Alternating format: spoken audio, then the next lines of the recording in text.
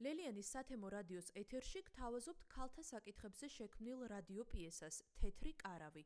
პიესა შედგება 14 ეპიზოდისგან, რომლის მოსმენაც შესაძლებელია ლაივ რეჟიმში 4 შაბათს და შაბათს, შუადღის 3 საათზე. რადიო პიესა შეიქმნა პროფესიონალი სცენარისტის მიერ პროექტის ფარგლებში „მისი ხმა“.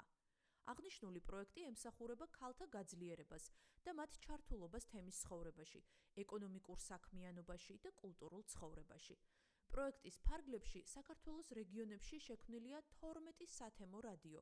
პროექტი „ჩემი ხმა“ დაფინანსებულია გერმანიის საგარეო საქმეთა სამინისტროს მიერ და მას ახორციელებს DVV International საქართველო.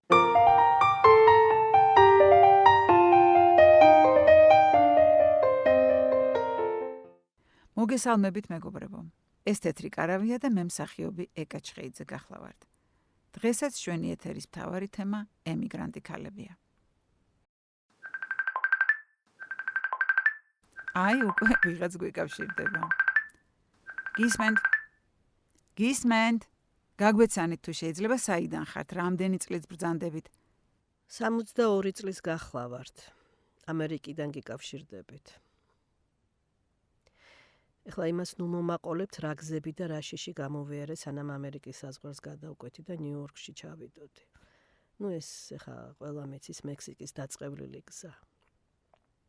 საუბედროდ მეც მათ შორის აღმოვჩნდი.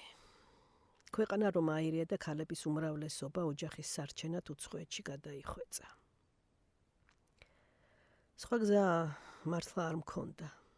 ჩემი ქმარი არაფრის შეცვლას არ აპირებდა. რა ავქნა ხომ არ ვიქურდებ, მეტი არ შემიძლიაო, რა გავაკეთო. ყველა მიდის და წადი შენცო, ფულს გამოგვიგზავნი და მეც აქ რაღაც პატარა ბიზნეს ავაწყობო.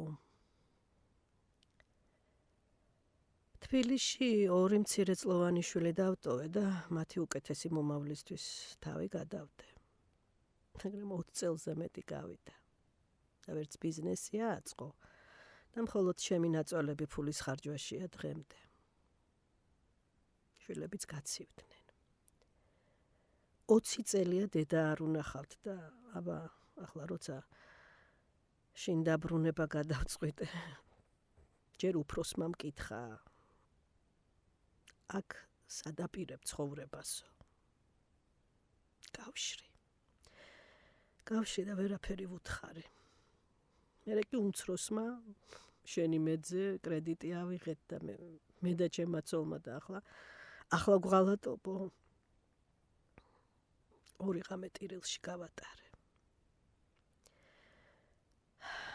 მერე კი შემოუძახე ჩემ თავს და ვუთხარი, ასე არ შეიძლება თქო.